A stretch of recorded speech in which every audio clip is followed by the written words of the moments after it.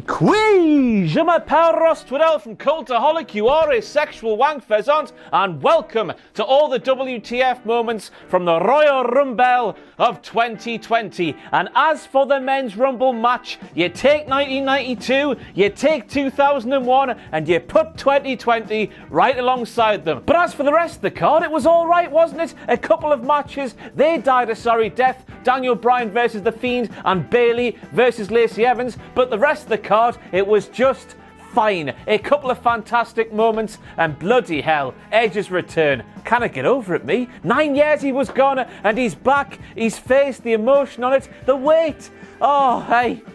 Oh.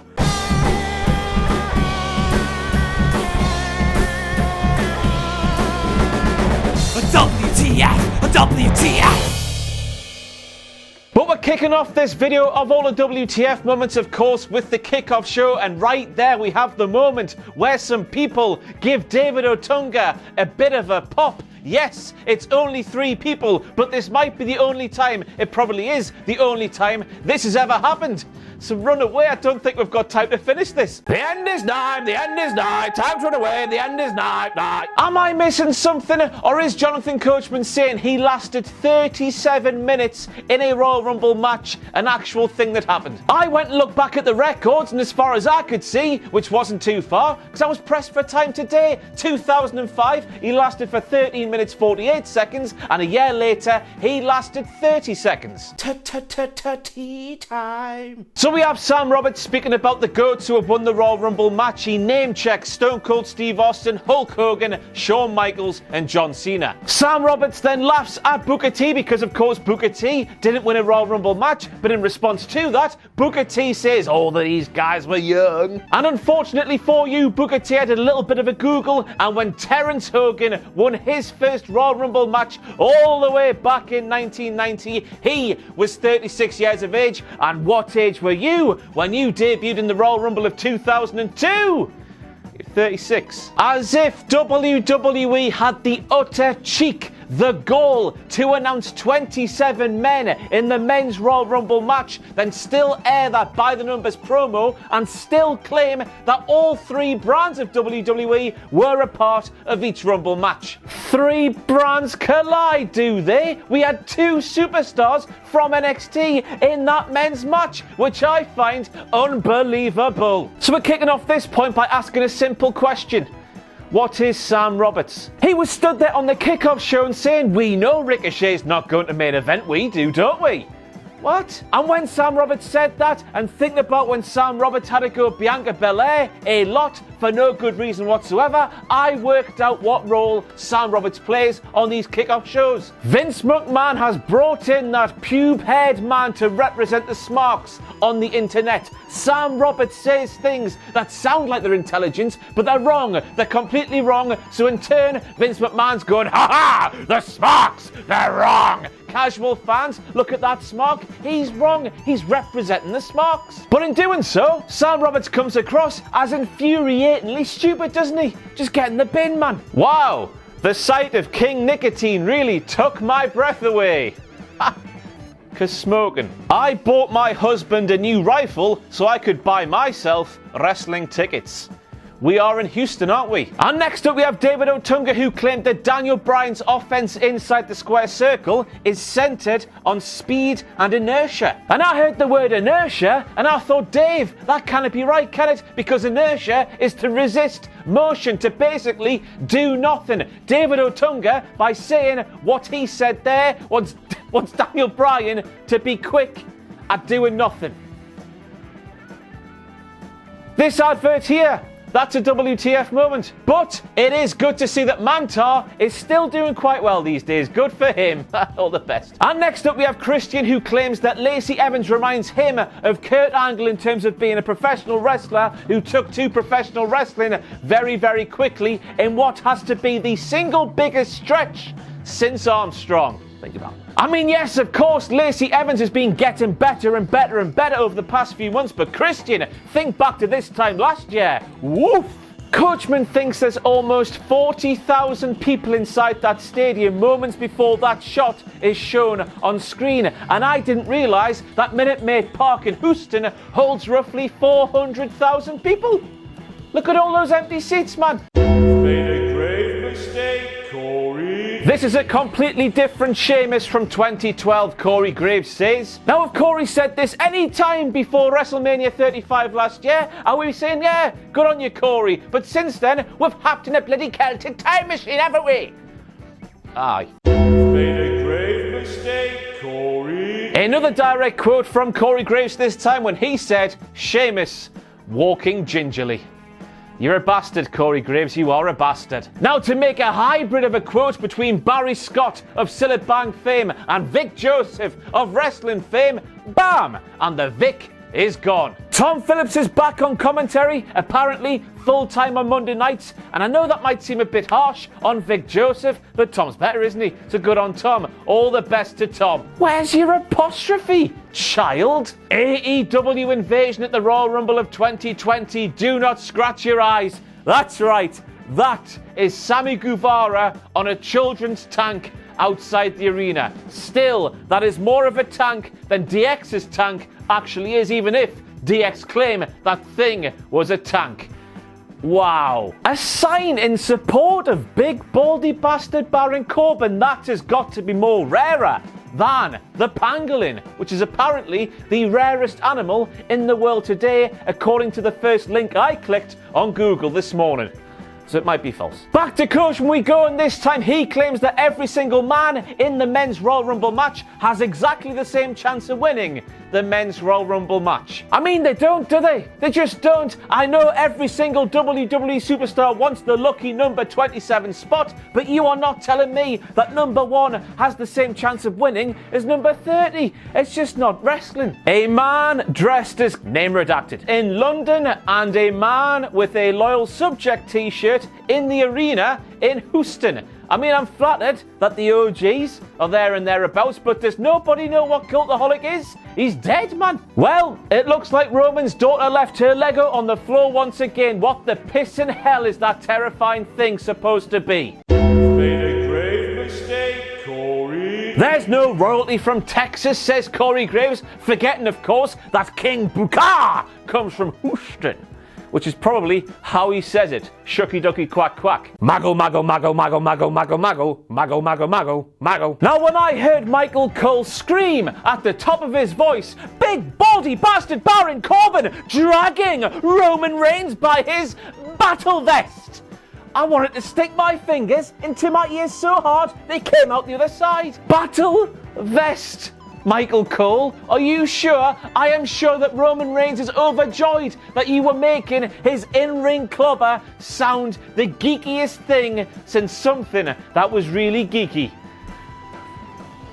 Now, it would appear that a camera operator, video TV man who works for WWE has a gnome and a cowboy on his working desk. And I'm sorry, he has Shorty G and Adam Hangman Page on his desk. The more you know, the more you know. And during that Big Dog versus Big Baldy Bastard Baron Corbin match, I was wondering why Minute Maid Park was situated on a boat and why that boat was set sailing during the Royal Rumble event and why it was set sailing on the choppiest of waters, choppy CC. Quite frankly, everybody watching this video, the camera work during that opening match and other stages during the night, to be fair, made me seasick. Isn't it amazing that Roman Reigns managed to pick the only porta potty that had wheels on? I'm not sure that Roman Reigns could have done what he did to Big Baldy Bastard Baron Corbin inside that porta potty if he picked another one of the porta potties in that row of porta potties. It's a Royal Rumble miracle he picked that one, so it is. But I was left asking one thing when the Big Dog was doing the things he was doing to Big Baldy Bastard Baron Corbin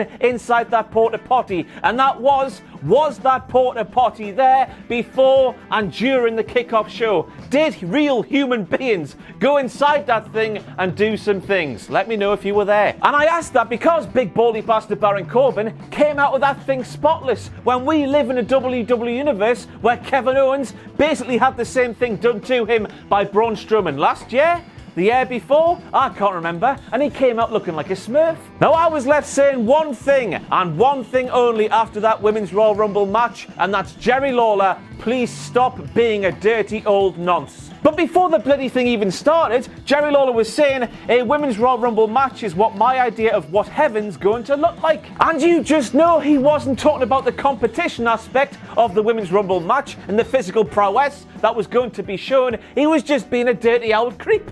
And it's horrible. Made a grave mistake, Corey. And this time we have Corey Graves saying not a lot of footage for the goddess to look at of Bianca Belair. When we all know that Bianca Belair is on NXT TV every single week and she's had plenty of big NXT takeover matches so far. All Alexa Bliss had to do, Corey Graves, was log on to the award-winning WWE Network and watch some stuff. I have no idea what that means, which makes me feel like Jerry the King Lawler during that Women's Royal Rumble match. For God's sake, Jerry Lawler, if you're going to commentate on a match where you know there's going to be some NXT superstars, watch some NXT. How the hell can you not know that Bianca Belair's shtick surrounds her hair and whipping it back and forth and whatnot, you clown? But as for that sign there, I bet it's good, so it's in this video. Go on. And once again, I'm left asking what the hell has happened to Lana's promos. This is what she said on her way down to the ring last night. Welcome, the greatest WWE superstar in the world. Now, Jerry Lawler tried to make light of this horribleness somehow by saying the success has gone to Lana's mouth. But I was wondering if, just like me, some of the receptors from Lana's brain to her mouth have got lost and ended up in her armpit or something. What's happened to her voice? I get it, everybody. It's a WWE Royal Rumble match, but why the piss is Mercedes Martinez just standing there waiting for Liv Morgan to turn around, making her job of getting Liv Morgan over the top rope 10 times harder than it would have been if she'd just attacked her there? Liv was there licking her lips for bare time, Mercedes. Look at how much time you had to get Liv Morgan over the top rope. Loads of time. Shades of crappy AEW Dark Order fella, as Nikki Cross goes. With a kick to Mandy's gut. And I was thinking there must be a valuable lesson to learn here for Nikki Cross in the midst of a Royal Rumble match. The camera is always on you, even when an entrance is happening. That was awful, that. What a shame. God, when she breaks his heart, I might have to fly all the way to America and verbally berate her, wagging my finger and everything. I know it's a strong threat, but I might just have to. And I say that because that there was such a beautiful moment. If you take the screenshot at the right time, it's quite an arousing, dirty moment for lonely people like me. But still, what a beautiful moment. And then we have Tom Phillips face fornicating the poo out of a line on commentary, reference to those Instagram DMs from way back in the day when he claimed that from the very beginning Dana Brooke has called herself an underdog. And I don't know about you, but I remember I was there during those days when Emma was aligned with Dana Brooke and Dana Brooke was not as humble and as wholesome and as lovely as she is now. She was definitely not an underdog back then, Tom Phillips. If anything, she was an overdog. Which is wrong once again, because she wasn't over back then and she wasn't a dog. Made a grave mistake, Corey. And I think we've got to make it a WTF moment. Corey Graves calls Dakota Kai the captain of Team Kick, present tense. And even though it was never really an official thing in NXT, we know beyond any shadow of any doubt now that Team Kick is no longer a thing because the two members, if you can call them members, are feuding with each other. Watch worlds collide, man. Corey never has a pair of supposed teammates kicked each other like that since Lee Bowyer and Kieran Dyer. Again, Dana Brooke now this time. What the hell are you waiting for? She's halfway out the pissing ring, man, Dana Brooke, and you're standing there like a bloody clown. What are you waiting for? And what makes this moment worse is the fact that Dana waited for Alexa to turn around. She tried to powerbomb her over the top rope, and this led to Dana being eliminated herself. And quite frankly, after what I saw there, she deserved it, didn't she? Direct quote from Jerry Lawler this time when he said, "I remember the first time I saw Kelly, I asked her for a picture of herself so I could tell Santa what I wanted for Christmas." Did you get what you wanted, Jerry, you dirty nonce? Why do they allow him to say these things? He's an old man, it's horrible. Now, I hate this job sometimes because Naomi did a lot of things to keep herself in that Women's Royal Rumble match, but she could have saved herself a lot of time and effort by, just from that position there, swinging both legs over the barricade, hopping on one foot back into the ring. And still, her return to the Rumble doesn't make sense when you remember that a couple of years ago, she hopped back on a chair, which made her taking loads of time to work out how to get back into the ring this year. Make no sense. And also, if you're going to stand on the table for 5 minutes, why not just stand on the table until the ring is empty, until one woman's left there? Why get back into the ring when there's loads of people still to come? And next up we have Santina Marella coming into the Women's Royal Rumble to Billy and Chuck's theme. And I thought I was tripping balls because I thought, surely not. Surely that's not a hill they're going to die on this year. But they did die. They died to death. I was watching Santina frolic and do the arse thing in the ring, and the words women and evolution flashed up before my eyes. And I guess we're going to try and look for a silver lining around this horrible, big, dirty cloud that was Santina Marella, the journey we went through to the realization that, whoa, I can't do this against these big women. Way, I guess that was fine. But it was just bollocks, wasn't it? The amount of actual superstars you could have had in this spot, and you wasted it with this bollocks that... Did anyone find it funny? Hey, what a waste of time. And then we have Michael Cole pulling a fantastic Jim Rossism from the Jim Ross AEW times when he was like, you remember what happened between Santina and Beth Phoenix, don't you? Apart from nobody really did they? I had to look it up. In this moment, Michael was referencing something that happened on the pre-show for WrestleMania 25, which happened in 2009. Meaning, if you started watching wrestling after WrestleMania 2009, you might not have known what he was talking about there. Commentators, tell us the story. It's your jobs. And I've got to make it a WTF moment, even though Natalya, bless her cotton socks, has proven time and time again she's a lost cause. Lost cause, but cats. Once again, she was trusting too many people at Survivor Series. We saw it when she was doing it with Sissy Bunks, the legit bus, and now she's doing it with Betty Phoenix. It's a Women's Rumble, man. Every woman for herself, and you're their bleeding pals with everybody. Now I'm making this a WTF moment because I watched a video with Triple H and Shawn Michaels on the BT Sport YouTube channel, I think it was, over the weekend, where Triple H claimed WWE do not force people to point at the WrestleMania sign. I think back to Ronda Rousey's debut, and every single time Ronda Rousey pointed at the WrestleMania sign, and all of the other times every single WWE superstar has pointed at the WrestleMania sign, and I thought, Triple H, that's got to be bollocks what you've said there. Insert obvious joke about no size and Pinocchio, etc. They had pyro and everything, man. Michael Cole this time forgetting that Charlotte Flair had a 4 or 5 day reign as SmackDown Live Women's Champion back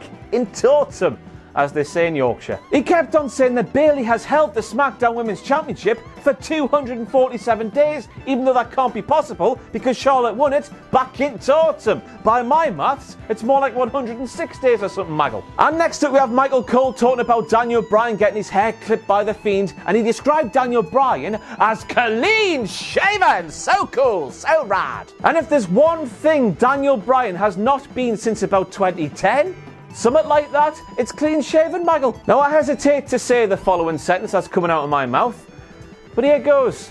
The Fiend Bray Wyatt likes cock and ball torture. And how do I know this? I hear you ask. Well, last night at the Royal Rumble, Daniel Bryan was hoofing the Fiend Bray Wyatt right in the nads repeatedly. And was Bray Wyatt dying where he stood, turning white in the face and everything? No, he wasn't. He was laughing like he was enjoying it, like somebody who enjoys the cock and ball torture would do. I mean, there's that, or the Fiend Bray Wyatt could just be like my old Action Man figure, down in the crotch area, smooth, like Barry Manilow's forehead. 1, 2, 3, wee! Aye, we saw you, Becky, we saw you. And I don't know about you, but I reckon Drew McIntyre is a bit seasick during that WrestleMania advert. Just look at that face, will you?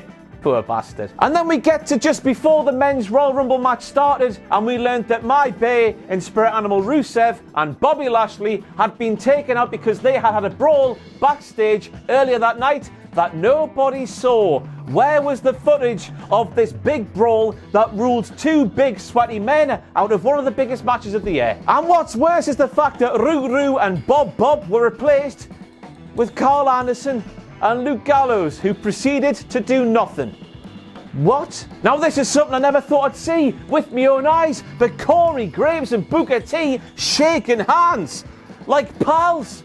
Booker T didn't go for him outside of a Starbucks. Now say what you want about Brock Lesnar, but after last night's Royal Rumble match, just say he's fantastic. He is fantastic. He's just fantastic. But after big, sweaty, eliminated Shinsuke Nakamura from the Rumble match, Michael Cole said, "Remember, the record for eliminations is 13 by Braun Strowman at the Greatest Royal Rumble." Stop making the Greatest Royal Rumble canon. It's not a proper Royal Rumble. You're ruining the stats, man. I love the stats. MVP left WWE all the way back in 2010. That's a WTF moment. MVP then came back last night at the Royal Rumble of 2020. And that's a WTF moment as well, because why MVP? Wow, I forgot about him. As I live and breathe, Keith Lee in the Royal Rumble. Fantastic stuff, but as if Brock Lesnar actually forgot about who Keith Lee is. The camera picked him up. We saw him ask Paul Heyman, "Wow, who's this big fella?" And I know what you're saying at home, but Ross, Brock Lesnar never knew about Keith Lee to begin with. And I'm saying bollocks. That's North American champion. That's Keith Lee. Everyone knows Keith Lee. Vince McMahon likes big sweaty men. Vince McMahon likes big sweaty Keith. Vince McMahon likes big sweaty Braun. Vince McMahon likes big sweaty Daré. Damn it, look at all that beef. Direct quote from Michael Cole this time when he said, I'm going to say it normally just so you understand it. Kind of. I know I can't talk very well. Anyway, he said, "I don't want to hear anyone say anything about Brock Lesnar not defending titles, not spending any time wrestling when he needs to wrestle." Now, I did some looking back on the old Google machine and I found out that last night's Royal Rumble appearance was Brock Lesnar's 15th televised match since the start of 2018. All the way through 18, all the way through 19 to last night, 15th match. I think we can say that, Michael Cole. You biased, blinkered, blind bastard. I mean, yes, he did the time last night. Yes, he was fantastic, but bloody hell, Michael Cole. Brock Lesnar making up for lost time or what? And then he came back and whoa. The emotion on Edge's face right there is too bloody palpable. You felt it right through the screen. The weight of 9 years of trying to get cleared, come back into a WWE ring, lifting off his shoulders. He cannot believe he's there. It's bloody emotional, so it is. One of the greatest moments in professional wrestling history. Waxing lyrical I am. Fantastic. And what's more is the fact that Edge came back in the best shape he might have been since about 2005, and he was moving around the ring, doing all of the wrestling moves like it was the year 2000. He didn't miss a step. And what's more is the fact he's back properly now, according to reports. There's going to be a proper Edge run for the next 3 years in WWE. Woo! It's a lot to take in, that noise was. I'm just excited Edge is back. Dun dun dun dun dun dun dun dun dun. And then as we were watching Edge make his way into the ring with a tear in each of our eyes, he gets in that bloody ring, he hits his first spear, and everybody around the world watching at home misses it. That is what we see instead. I tell you what, if it's not Michael Cole ruining a perfectly fantastic, historical, lovely, wholesome moment, it's somebody else. Every time it feels like, doesn't it? And then the curious case of Matt Riddle. You can leave all of your weed references at the door. I can't imagine Vince McMahon is too happy when he's watching. Is he watching? I don't know. He might have watched Worlds Collide and he's seeing Pete Dunne say, "If I can be blunt," looking around waiting for a pop. It's a publicly traded company. Weed's illegal some places, isn't it? But anyway, the man that many people have anointed to be the man to topple the beast once and for all in a big WrestleMania match makes his Royal Rumble debut. He enters the ring, he does a couple of things, then he's eliminated by big baldy bastard Baron Corbin in 30 seconds. Something does not add up here. I'm not having it for a second. That was the plan heading into last night's Royal Rumble. Now, obviously, as we're stood here on Monday morning, we've seen a lot of reports about an altercation between Brock Lesnar and Matt Riddle backstage. Surely that has played a part in how Matt Riddle was booked during that Royal Rumble match. Nothing in NXT, and it just doesn't add up, does it? Something's happened there, surely. Can somebody working for WWE please tell big Aleister Black that the black and green combo on his tights makes him look like he shot at himself? Will you please tell him? It's the second time he's done this now. It looks terrible. This is one of the matches you can play on 2K, said Michael Cole. This is one of the matches you can play on 2K, said Michael, sorry. I think you mean try to play on 2K, Michael. Try to play. Sorry, that was too easy. And then with the Royal Rumble favourite, Roman Reigns in the final two, the bloody underdog against the big dog. Went and downed the dog, because Drew McIntyre went and won. I mean, of course, I'm on the Drew Decker bus heading for the main event of WrestleMania, but against Reigns, after everything that's been written and predicted and speculated, etc., seeing Big Daddy Drew win the Rumble, fantastic and shocking. Lovely. Wow, what a great Rumble. Made a grave mistake, Corey. Now it's on to see which champion Drew McIntyre will choose, said Corey Graves without that offensive accent. Then I started thinking about something I read over the weekend where Drew said to the TV Insider, if I won the Rumble, it's the same guy I've had in mind for years, I'd fight Brock Lesnar in a second. So we know if he goes after somebody else, it's bollocks. He doesn't want, he's fighting Brock at WrestleMania. Huge scope that you already worked out. Then we end with a couple of sobering WTF moments, the first of which is the fact there was no Kofi Kingston thing in a Royal Rumble match. To be fair to Kofi, he has run out of things to do, hasn't he? Unless he amputates his own feet, and nobody wants him to do that. If you know something he could do, let me know so I can steal it for the Pitches video next year. And also, with Booker T on commentary, there was no tea time moments, which is a WTF moment in itself, which means I can play the crowd-pleasing jingles. Tea time. But that is it for your WTF moments from the Royal Rumble event of 2020. That men's Rumble match might just be the greatest of all time. I'm just too lost in the Edge bollocks for the minute. Edge's bollocks. Where's I? Thanks for watching. Let us know what you think in the comments below. You can follow us on Twitter at Cultaholic. You can find us on Facebook at facebook.com/Cultaholic. And if you enjoy what we do here at Cultaholic, you can play us to our Patreon page, patreon.com/Cultaholic. Hit subscribe and join us